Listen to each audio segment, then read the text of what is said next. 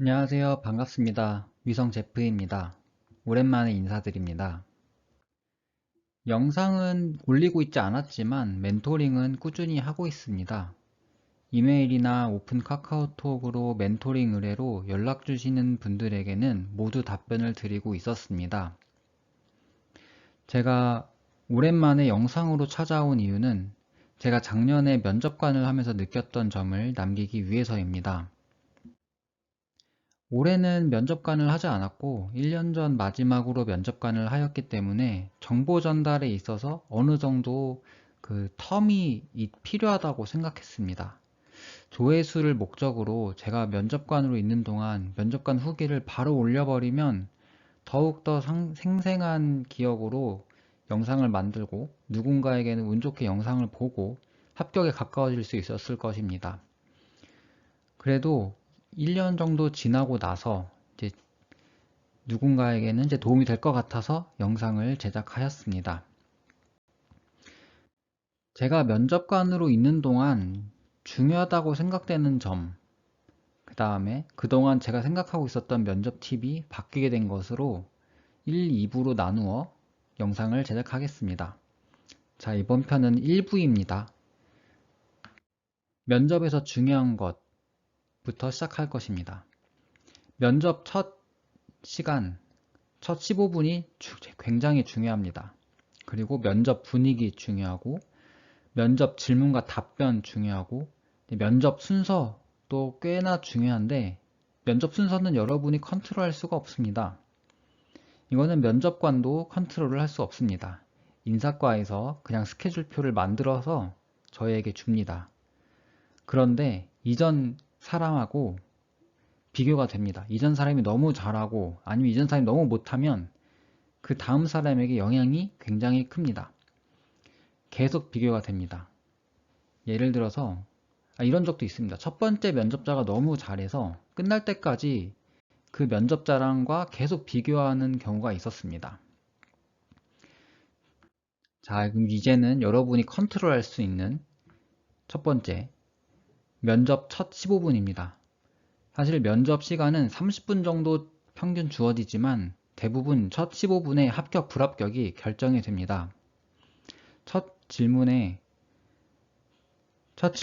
자기소개부터 시작을 합니다. 그 다음에 본인 이력에 관련된 내용, 그 다음에 여기서 중요한 건 본인 이력에 관련된 내용인데 그것이 얼마나 구체적이며 성실하게 그 경험을 하였는가입니다. 그 질문으로 쭉 이어지면서 그 경험이 우리 회사와 얼마나 관련이 있고 본인이 그 경험에 대해서 얼마나 깊숙하게 성실하게 했는지에 따라 이 사람의 가치를 평가하게 됩니다. 예를 들면 프로젝트를 했다 이러면 어떤 프로젝트를 진행하고 어떤 멤버와 어떻게 팀을 꾸리고 내가 맡은 역할은 무엇이고 어떤 점이 어려웠고 어떻게 해결했고 기간은 얼마나 소요되고 내가 보완해야 될 점은 무엇인지 등등인데 이것을 간단하게 말하면 육하원칙, 굉장히 구체적으로 작성된 육하원칙이라고 생각하시면 됩니다. 또 혹은 인턴을 예로 들자면 인턴을 왜 했는지, 어떤 인턴이었는지, 뭐 전원형이든 체험형이 될 수도 있겠죠. 그다음 거기서 무엇을 배우고 무엇을 느끼고 인턴에서의 나의 과제가 무엇이었고 어떻게 해결했는지 이렇게 구체적으로 준비를 해야 합니다. 이러한 질문을 통해서 면접관들은 면접자들을 공격하는 것이 아닙니다. 면접자들이 우리 회사와 맞는지 장점을 계속 찾아냅니다. 자기소개를 듣고 우리 회사와 맞는 점이 이것이다 하면서 그거를 강점을 삼아 우리 회사 맞는지 계속 찾아보고 있습니다. 만약에 다른 질문을 면접관이 하게 된다면 그것도 회사에서 보는 포인트를 질문하게 되는 것입니다. 그러다가 어느 순간 가벼운 질문들이 나오기 시작합니다. 취미가 뭐냐, 스트레스 어떻게 푸냐, 뭐 우리의 면접관들에게 할 질문 있느냐, 뭐 궁금한 내용 있느냐 이런 걸 물어보는데 이거는 이미 그 전에 합격, 불합격, 뭐 등급, 뭐 S냐, A냐, B냐, C냐 이 등급이 이미 정해졌다고 생각하시면 됩니다. 이런 질문은 뭐 100점짜리 답변을 해도 뭐 직무 관련 위에 아까 말씀드렸던 직무 관련 답변이 허술하면 아무 소용이 없습니다. 그다음에 면접 분위기, 이것도 굉장히 중요한데 사실 이거는 면접 보는 여러분이 만드는 것입니다. 목소리가 처지거나 표정이 굳었거나 이러면은 정말 아주 위험합니다. 극단적으로 점심시간 이후에 면접을 진행할 때 그 목소리랑 표정이 무미건조하면 면접관들에겐 전달이 아예 되지 않습니다. 이 사람이 무엇을 말하고 있는지 캐치를 전혀 할 수가 없고 몽롱해지는 상황도 발생합니다. 면접관들은 최대한 면접자들에게 비슷한 표정과 비슷한 미소랑 목소리랑 관심도를 표현합니다.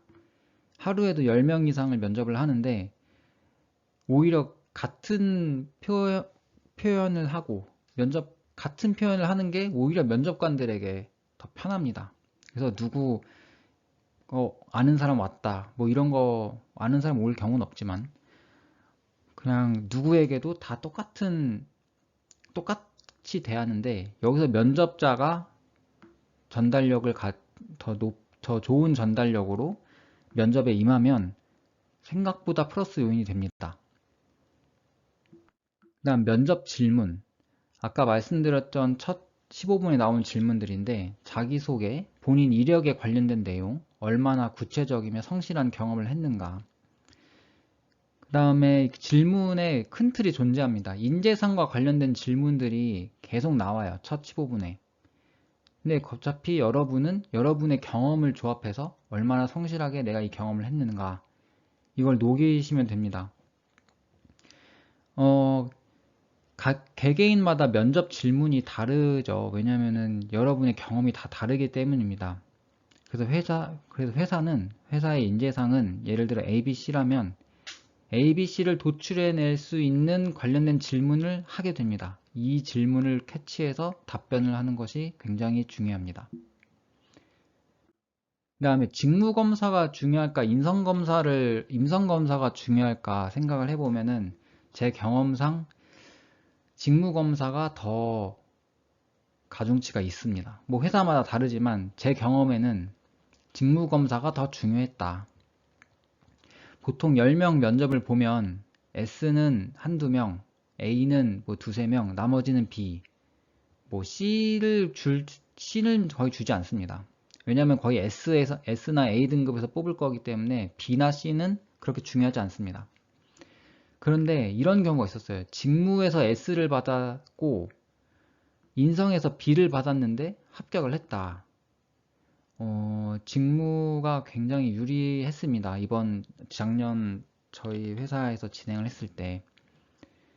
그래서 이거는 또 올해도 다르고 내년도 다르고 그 회사의 지금 분위기도 다르기 때문에 이거는 그냥 저의 개인적인 경험에 빗대어서 직무검사와 인성검사를 비교해보자 하면은 저는 직무검사가 더 중요했다라고 답을 할 수 있을 것 같네요. 자, 이번 제 면접관 후기 1부는 이렇게 마무리가 되었는데 1부에서는 제가 면접관을 진행하면서 면접에서 중요했던 거 4가지를 말씀드렸습니다. 감사합니다. 2부에서는 이제 제가 컨설팅을 진행하게 된다면 어떤 식으로 하는 것이 요즘 트렌드에 더 맞을까? 제 경험을 녹여서 이렇게 하는 게 더 좋겠다 하는 것을 2부로 남기겠습니다. 감사합니다.